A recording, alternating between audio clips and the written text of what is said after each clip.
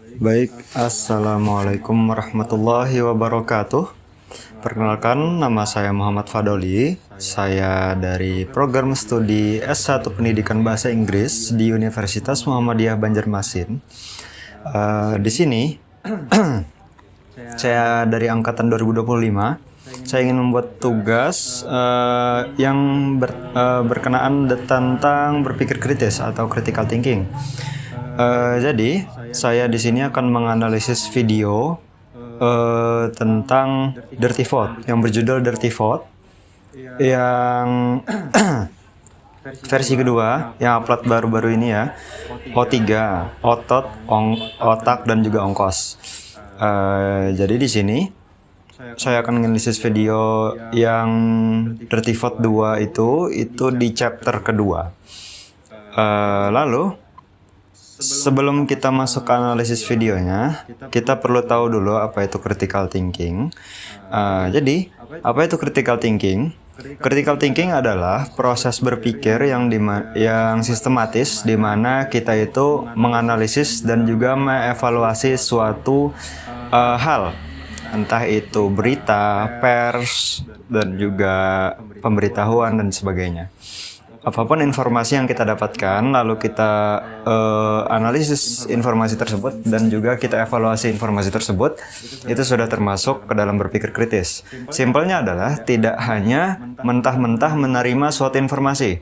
Itu yang disebut dengan berpikir kritis. Lalu, kenapa perlu berpikir kritis? Berpikir kritis diperlukan itu karena untuk memilah-milah dan juga menyortir informasi mana yang kredibel atau konkret dan juga mana informasi yang tidak konkret. Itu alasan kenapa kita perlu berpikir kritis. Karena di era sekarang, khususnya di media sosial, ini sangat penting. Karena banyak informasi bertebaran di sosial media yang kita tidak bisa satu-satu menyerapnya langsung. Kita tidak bisa menyerap semua informasi tersebut secara mentah-mentah. Kita harus menyortir mana informasi yang kredibel, mana informasi yang terpercaya, dan juga mana yang tidak. Dengan cara berpikir kritis, seperti itu. Masuk ke main topik, kita analisis videonya.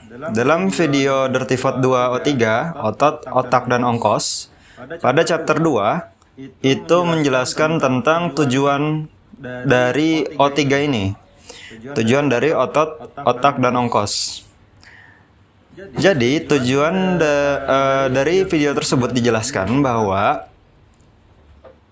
Presiden Prabowo itu menggunakan O3 ini, tujuannya adalah untuk pertama memenangkan pemilu 2029. Yang kedua adalah untuk mengembangkan demokrasi terpimpin, kepemimpinan yang otoriter seperti pada era Soeharto. Yang ketiga adalah untuk mengembalikan naskah UUD 1945 itu ke naskah yang paling awal. Lalu apa tujuan dari ketiga hal tersebut? Tujuannya adalah itu nantinya akan berdampak pada memperkuat oligarki, yang dimana menguntungkan orang-orang tertentu, khususnya pada kubu Pak Prabowo dan juga pendukung-pendukungnya. Itu adalah main topik yang dibahas pada chapter kedua. Lalu apakah pada chapter tersebut dijelaskan secara eksplisit atau implisit? Dan saya merasa dijelaskan secara eksplisit, seperti pada contoh di video ini. Bisa dilihat ya. Kenapa lu yakin banget bakal jadi Cina sama Vietnam? Apa jaminan nggak bakal jadi Korea Utara, Somalia, Zimbabwe? Apa? Dia curang emang? Enggak. Baik, itu tadi tentang main topiknya, sama apakah eksplisit atau implisit, dan juga apakah itu bisa diterima atau tidak. Penjawaban atas apakah pendapat yang ada di video tersebut bisa diterima atau tidak, menurut saya, dari hasil analisis yang sudah ada, dengan kecurangan-kecurangan yang sudah terlihat secara faktual, saya rasa kritik seperti ini sangat wajar muncul dari masyarakat, apalagi dari khususnya para tokoh-tokoh akademik seperti pemateri kita ini yang ada di Dirty Vote 2, O3 chapter 2 itu lumayan eksplisit membahas tentang maraknya terjadi pengalihan kegiatan masyarakat oleh para aparat hukum, yang dimana para aparat yang bukannya mempertahankan sistem negara, mempertahankan ketahanan nasional, tapi malah ikut dalam urusan masyarakat seperti pengendalian pangan dan sebagainya. Itu sudah di luar dari tugas para aparat untuk melindungi negara. Seperti itu. Lalu apakah bukti-bukti yang dipaparkan itu fakta? Apakah fakta tersebut dapat dipercaya? Menurut saya, bukti-bukti yang diberikan dalam video tersebut itu terbilang adalah fakta karena didasarkan pada suatu data dari Bawaslu dan juga dari Polri. Apakah sumber-sumber ini bisa dipercaya? Dan sepertinya saya rasa juga ini bisa dipercaya, mengingat ini adalah survei dan juga dilakukan oleh institusi yang terpercaya di negara kita. Lanjut, apakah ada bias tertentu atau kecenderungan tertentu pada salah satu pihak? Untuk dari video Dirty Vote 2 O3 ini, tentu saya merasa biasnya lebih kepada pro rakyat.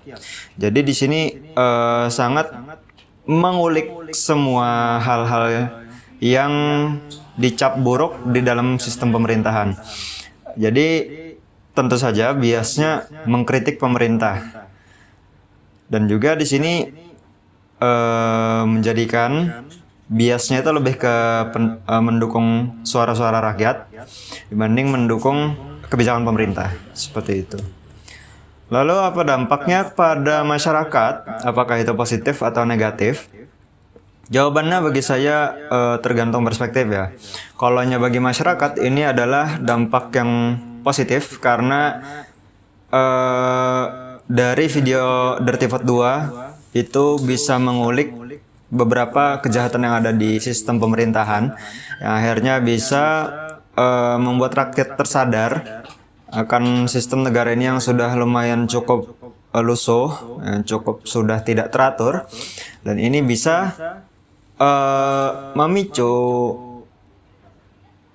kewenangan bagi masyarakat untuk semakin menyuarakan suaranya. Seperti itu. Dampak negatifnya bagi siapa? Dampak negatifnya itu bagi pemerintah karena pemerintah akan merasa terancam karena legitimasi dari masyarakat itu sangat rendah kepada pemerintahan. Seperti itu. Lalu closing, saya rasa dari analisis video tadi kita bisa belajar bahwa walaupun banyak hal-hal yang dipaparkan itu merupakan kritik pada pemerintah, tapi kita sebagai masyarakat juga jangan langsung menerima beberapa berita provokasi yang ada di sosial media. Kita harus lebih bijak dalam memilih berita, karena siapa tahu berita-berita yang tersebar di sosial media itu hanya untuk membakar amarah dari masyarakat agar semakin bertindak anarkis dan sebagainya. Jadi di sini saya ingin menyimpulkan bahwa walaupun sistem pemerintahan di Indonesia sekarang terbilang cukup sudah berantakan, tapi saya rasa tindakan anarkis bukanlah hal yang wajar untuk dilakukan, karena itu hanya akan memakan korban jiwa dan merugikan banyak pihak. Seperti itu. Baik, terima kasih atas perhatiannya. Mohon maaf apabila banyak kurang dari saya. Akhirul kalam, wassalamualaikum warahmatullahi wabarakatuh.